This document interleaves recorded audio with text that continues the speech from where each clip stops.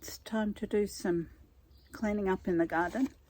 I'm going to attack the blackberries, and so they don't attack me. I've got welding gloves on. It needs pruning right back because the berries are finished, and we've also got some other jobs to do in here, just cleaning up, deadhead some roses and probably take out some grapevines. Okay, as Mark on Self-Sufficient Me would say, let's get into it.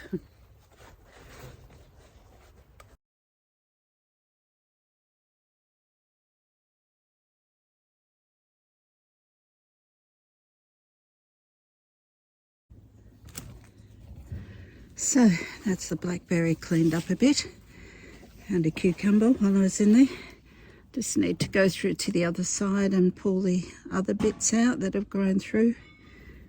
Some years ago we made the mistake of planting a passion fruit, and so the rootstock for the passion fruit comes up everywhere. You can see it in there behind the pear. We need to try and eliminate that. Very difficult to do. Guys, they drive me crazy.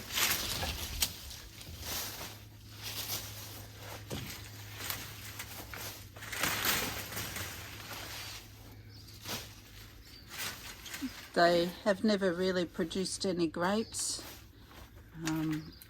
so we've decided they just take sun away from the garden and they can go. So this was one of the original down here. If you just come through here,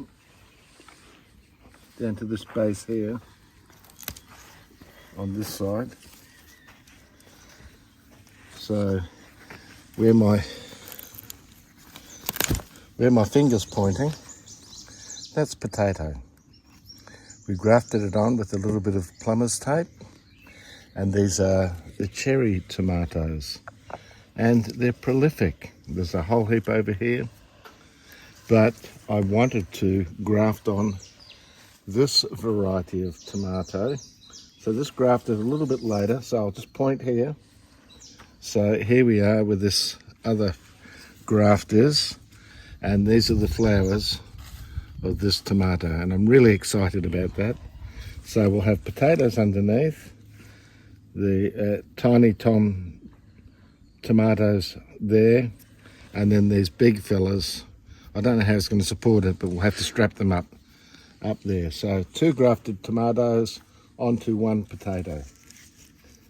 Most of the potatoes that I grew as potatoes, they've already died back, but not this plant and a few others that we have. They're still producing prolifically. So I presume we've got potatoes in the barrel, but we've definitely got tomatoes on the top. So here we have a apple tree. This particular one is a unicorn. It's about 3 years old, maybe a little bit older. We grew this from seed, and it's grown about as high as it'll grow this season. Some of the leaves are starting to brown off, and some of the branches are crisscrossing. So we've managed to develop a lovely long stem from previous pruning. So I'll just show you what I do to encourage it for next year's growth. So anything that's crossing over, and I'm having a good look. And the other thing is, we don't want this tree to be way too high. That'll defeat the purpose once we sink it into the ground. We want to be able to pick the apples and to keep it generally under that 3 metre ceiling.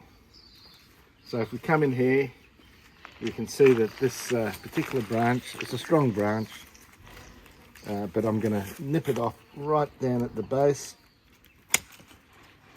cleanly, just to open up the vase. And there's a couple of small ones here, same deal, just opening up the vase a little. Ideally I should let this little one grow as well into the future to open it up completely. but I'll have a think about that. And we're just going to nip back about 2/3 of this excessive growth ready for next year. Keep it all about the same height.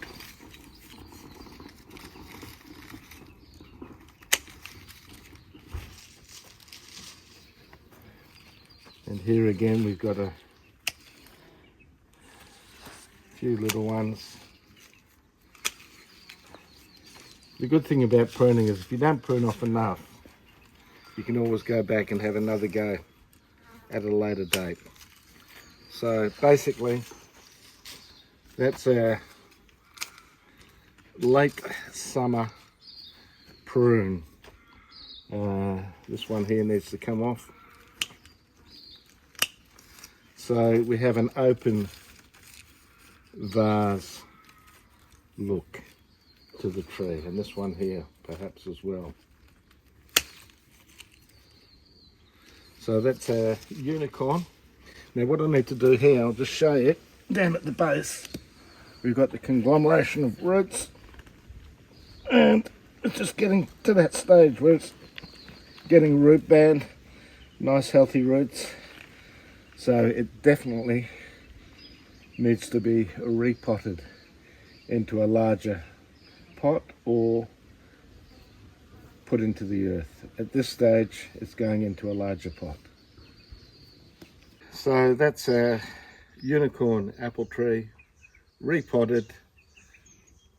I need to water, but I'm also going to put a little bit of mulch on top just to protect it from the end of summer and to help the microbes and the worms to have a nice damp blanket.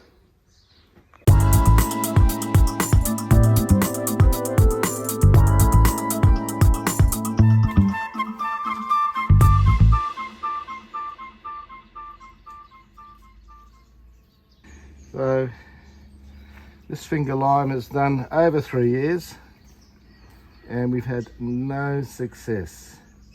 It gets filtered light, filtered sunlight and full sun, but it won't hold fruit, and there's always dieback on the ends of the leaves. So we made an executive decision. We're going to pull it out, pot it and monitor it. So that's why we're in here now, is to release it from its current position and try not to disturb it too much.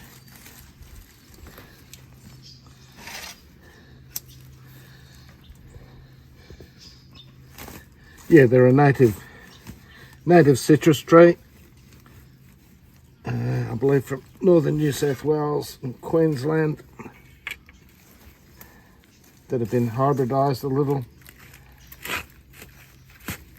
Oh, there's a few roots in there, but it's probably peppermint trees.